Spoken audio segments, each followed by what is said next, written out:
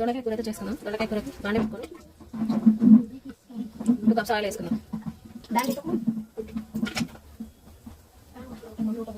Oil అయితే వేడండి. పోపు అయితే వేసుకున్నాం.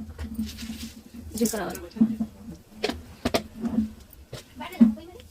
కరివేపాకు ఆయిల్లోనే వేసుకోండి. ఆనియన్స్ వేయకు, ఫ్లేవర్ బాగుంటుంది.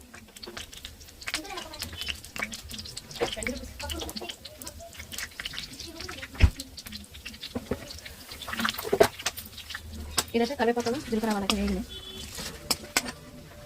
ఉల్లిపాయలు వేసుకున్నాం.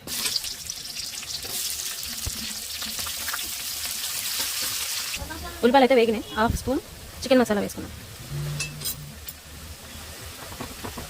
1 స్పూన్ అల్లం వెల్లుల్లి. కొంచెం వీడియో చూడండి అమ్మా. వీడియో చూసి లైక్ కొట్టచ్చు కదా. మీరు లైక్ కొట్టనే కదా మాకు ప్రోత్సాహకరంగా ఉండేది. నెక్స్ట్ వీడియోలు చేయడానికి యూజ్ అయ్యేది. అల్లం వెల్లుల్లి అయితే వేగింది. ఇలా అయితే వేగింది అల్లం వెల్లుల్లి. దొండకాయ వేసేసుకుందాం.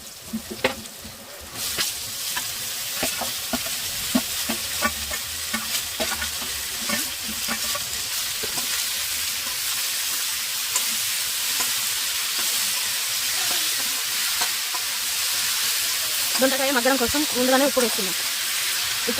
దొండకాయ మగ్గడానికి ఉప్పు వేసుకున్నాం. చక్కెర వేసుకోవాలి. మళ్ళీ వేయకుండా ఒకసారి కలుపుకున్నాం. ఒకటి ఏంటంటే దొండకాయ లో ఫ్లేమ్లో పెట్టి ఉడికించాలి. బాగుంటుంది.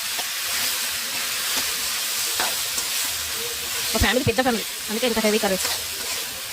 భయపడకండి. మూత పెట్టేసుకుందాం.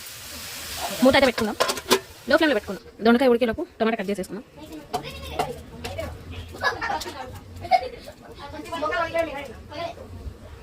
టమాటా త్వరగా ఉడకడం కోసం ఈ ముచ్చుకలు అయితే తీసుకోండి మీరు. నేను ప్రతి వీడియోలో చెప్తున్నాను.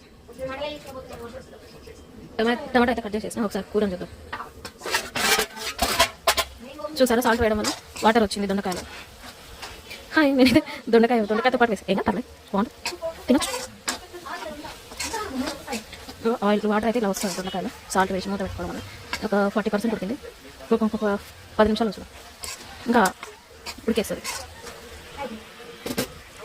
దొండకాయ అయితే ఇలా ఉడికింది. ఇప్పుడు కొంచెం పసుపు వేసుకుందాం.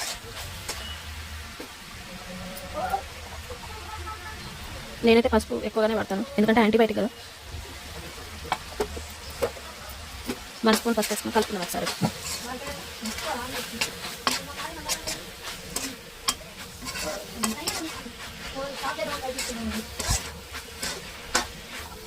మీరైతే ఎలా చేస్తారో కామెంట్ రూపంలో తెలియజేయండి. టమాటా వేసేసుకున్నాం.